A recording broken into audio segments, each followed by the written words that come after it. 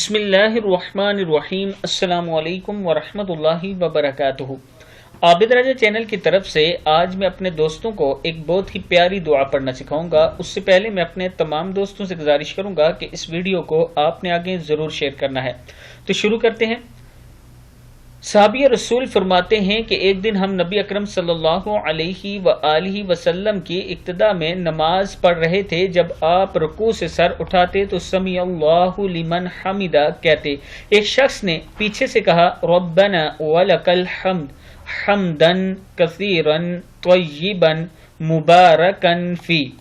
آپ نے نماز سے فارغ ہو کر دریافت فرمایا کہ کس نے یہ کلمات کہے؟ اس شخص نے جواب دیا کہ میں نے۔ اس پر آپ صلی اللہ علیہ وآلہ وسلم نے فرمایا کہ میں نے 30 سے زائد فرشتوں کو دیکھا کہ ان کلمات کو لکھنے میں وہ ایک دوسرے پر سبقت لے جانا چاہتے ہیں۔ بخاری کی حدیث ہے۔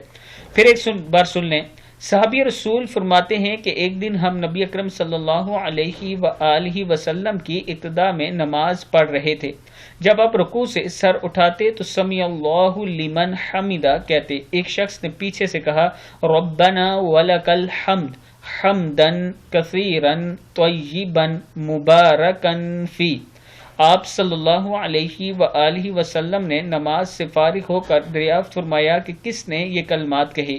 اس شخص نے جواب دیا کہ میں نے۔ اس پر آپ صلی اللہ علیہ وآلہ وسلم نے فرمایا کہ میں نے 30 سے زائد فرشتوں کو دیکھا کہ ان کلمات کو لکھنے میں وہ ایک دوسرے پر سبقت لے جانا چاہتے ہیں۔ بخاری کی حدیث ہے۔